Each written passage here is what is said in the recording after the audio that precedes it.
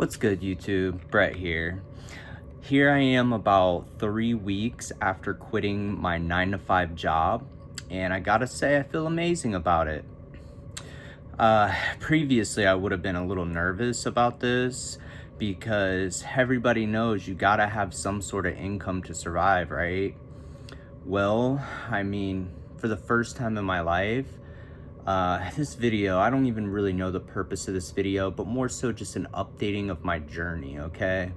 Because my first video talked about I quit my 9 to 5. That was the day I decided to quit.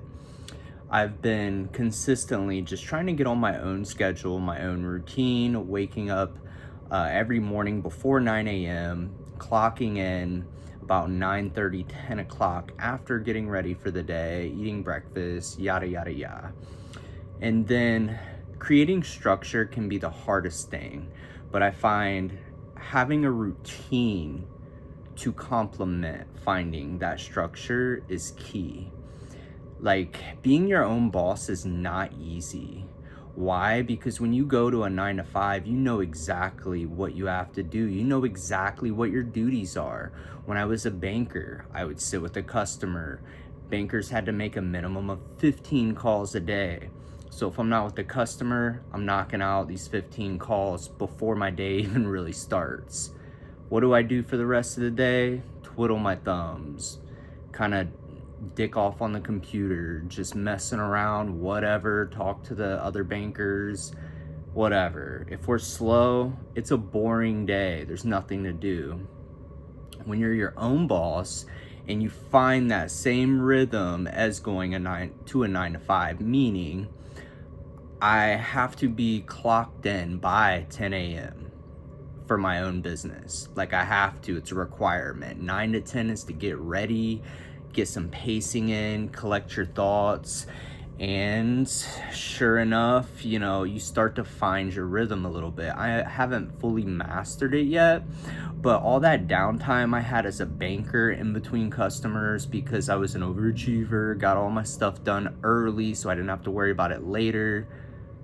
When you're working for yourself, you don't really get downtime. There's always something to do, whether it's tweaking your inventory, trying to figure out how to continue growing even further, whether it's managing the financial piece. Like, I have to say, I feel good though. I do feel good. I'm still finding my structure. The financial piece, granted, we're 3 weeks in, but I feel pretty good about it. Yeah, I mean, my TikTok shop I've already hit my goal for the month that I set for myself. Um, I'm on 3 platforms, two of which are bigger platforms, meaning eBay was my first one. I set a goal for myself of 3K this month. Same with TikTok, gotta hit 3K this month. If I hit 6K, that's more than double what I made at the bank in 1 month. And I hit my TikTok goal. I've just been balls deep in eBay inventory, trying to get it right. eBay's been the most consistent engine that I have, but the trouble that I'm running into is all the work that goes into eBay feels like a 9 to 5. It is very labor intensive. It it takes a lot. I'm just gonna be honest. And I'm one person doing it by myself. If you guys knew everything that was involved, you would understand. It's card singles, I have over at least 50,000 card singles, The total value of my eBay right now, as it stands, is about $37,000 in total listings and quantities. TikTok. My second week, I didn't do anything on TikTok because I was balls deep in eBay inventory. And that's exactly what I wanted to do. Just go on eBay and just really just try to hit 3K. I wasn't worried about hitting 3K on TikTok because it's a scalable monster. I gotta say, TikTok is literally a monster.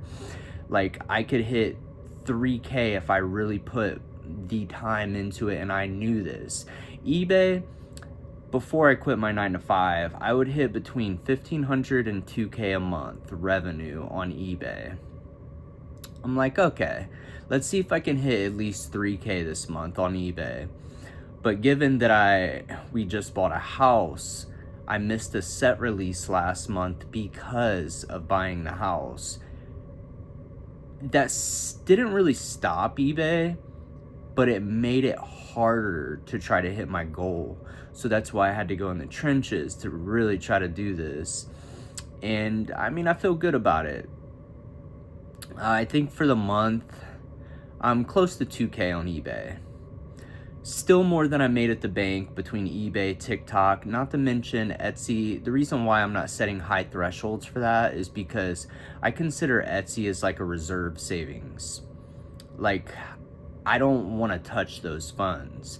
Whatever I make off Etsy, I just want to just stash it away, let it just collect interest once you have enough money. Like, that's just an emergency fund. This is financial planning, just trying to be smart about it. TikTok, I want to just use TikTok funds to recycle itself. In the beginning, I had to use my eBay funds to fund TikTok because when TikTok took off out of nowhere, I freaked out. I didn't know what to do. TikTok holds your funds for a ridiculous amount of time, which is fine. Like, I'm okay with this, but at the same time, it's like, how are you gonna, unless you have capital, you can't really facilitate order fulfillment. You can't really facilitate, oh, I gotta go buy more product if I wanna keep this thing going. It's hard to facilitate all these things on TikTok if you don't have capital to start up. If they're holding your funds for 3 weeks to a month, like, it's just not realistic. But now I'm in a constant cycle of just using TikTok for TikTok, using eBay for eBay, meaning eBay, all the funds that I'm earning off of that. The goal is to buy 1 case of sealed product every new release because I get it 2 days early with my supplier.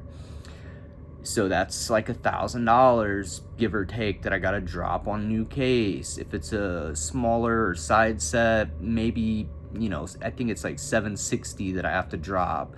So that's not really too bad. And then the rest, the goal, since eBay's been so reoccurring as an engine, use the rest for bills. And then TikTok, just keep recycling my TikTok funds into more TikTok. And if I have to dip into eBay to help the growth of TikTok, then so be it. As long as we're growing. Like, it starts with just making sales, and then how do I keep growing from here? Like, that sale was cool, but how do I do this twice or 3 times or 4 times? How do I keep this trend going and then do that to the next product? Like, it's not easy, but when you love what you do, you never work a day in your life. So, wise quote that I've always lived by, because I encourage you as the audience to just, you know, you don't have to settle. You don't have to settle for a 9 to 5. Now, I will say it's a very wise choice to have a 9 to 5 and start a side business while you're working that 9 to 5, because then you'll be in a position like me where eventually my business has grown so much that I was overwhelmed. I was overwhelmed going to my 9 to 5 knowing I had a shit ton of stuff to do at home. I'm like, man, I got so much to do on the business. There's not enough time in the day. And after we got the house, I'm like, I guess this is the nail in the coffin. Rest in peace to corporate America. I am going to work for myself now.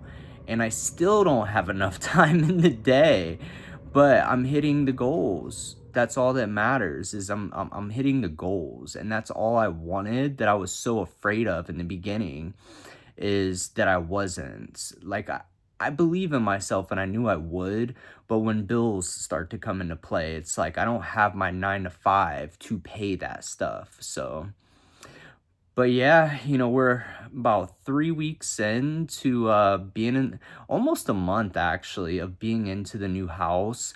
I've been working for myself for a month, and I gotta say, Monday through Friday, dick in the dirt, man. I'm just grinding. Wake up every morning, I would say about 8:30, give or take, but I try to be clocked in by 10 a.m. because my girlfriend leaves for work to her 9 to 5 about 8:50, and I'm usually up shortly before she leaves. She's amazing, by the way. She makes me breakfast. But I love that because that gets me up for the day, and then I shower, and then gotta just clear my head. I can't just jump right into work on a new day. I gotta think, what is the most optimal use of my time today? I know I planned on doing this, but is this correct? Do I need to do this instead? It's important to just take that solitude of just freeing your mind and then just hop into whatever needs done. But yeah, this is Brett. I'm gonna be posting more about my journey of quitting my 9 to 5 to work for myself. Sorry if the video quality is not the craziest. This is the beginning of the channel. It's gonna get better from here, guys. I promise. But thank you all for watching if you did, and till next time, peace.